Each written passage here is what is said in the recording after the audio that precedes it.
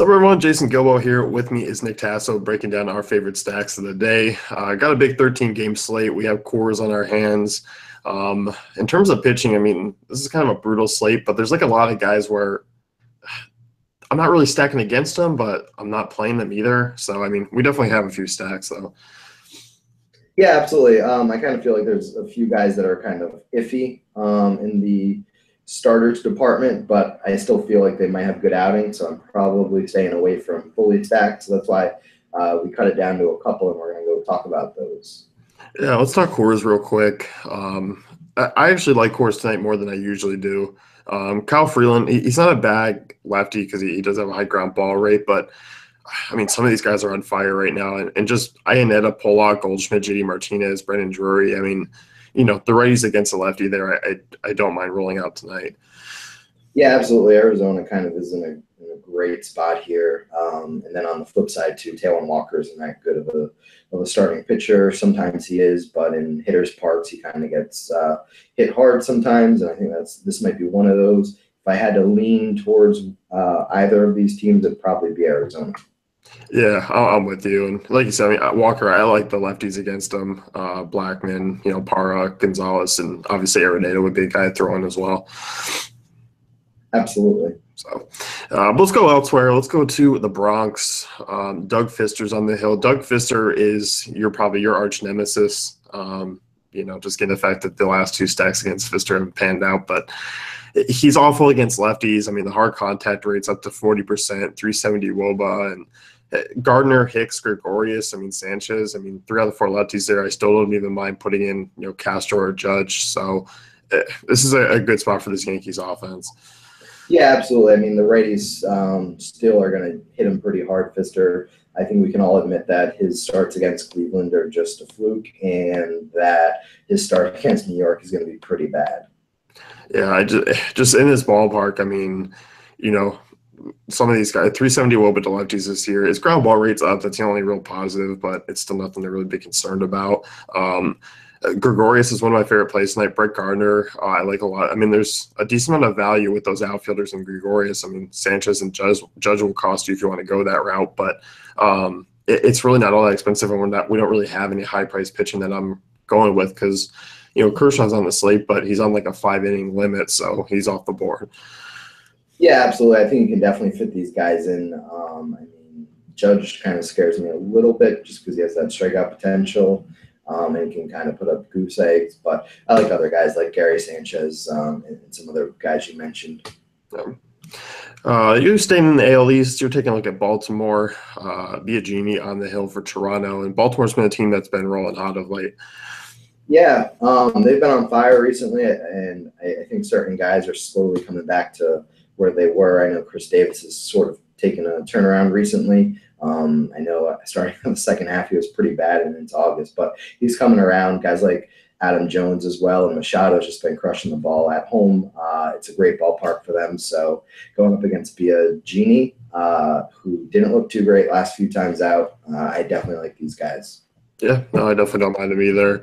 My next one here, I like Cleveland in the second game. A good spot for these guys once again. Jay Bruce set out the first one because the lefty was on the hill. He'll be back in game 2, going up against Buck Farmer. Easily one of the better matchups of the night. Farmer's a guy, obviously had a couple of good starts, you know, at the beginning of the year, but you can really pick on him with both sides of the plate. I mean, you know, righties here, 364 WOBA allowed, you know, ISO 245.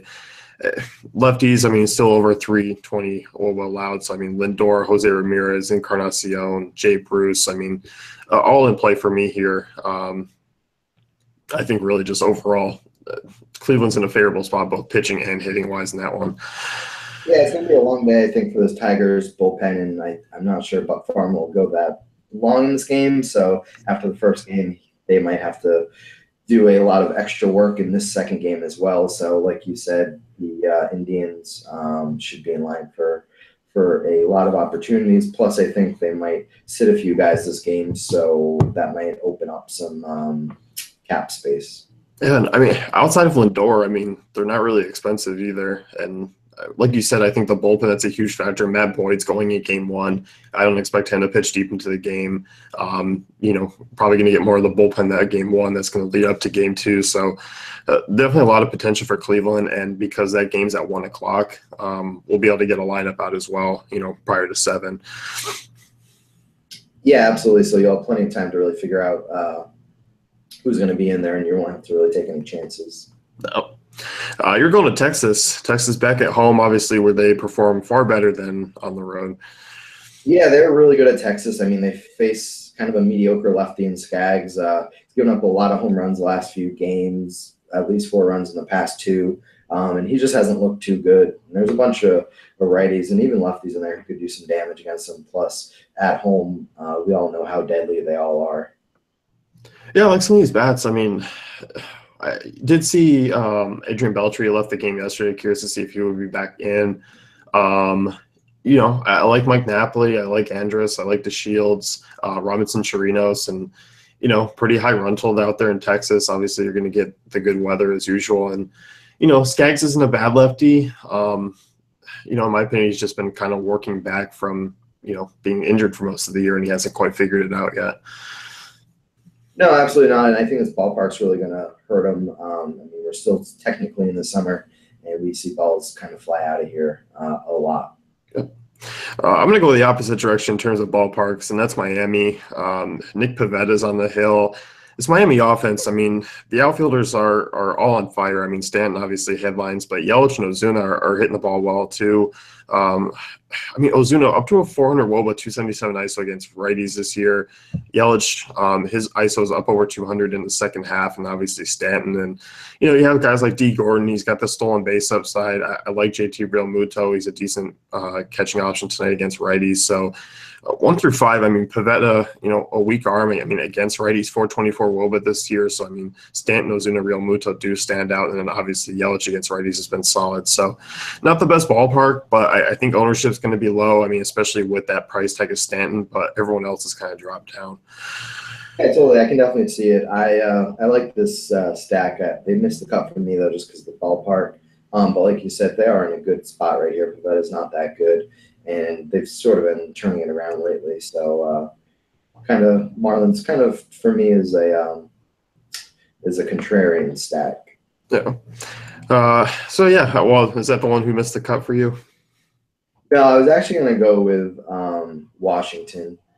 I'm just not a huge fan of Jimmy Nelson, to be honest with you. And even though they're still missing Bryce, they got Trey Turner back, and I think he can do a lot of things up top of that lineup like he did yesterday. That's interesting because, I mean, it's on the cheaper side.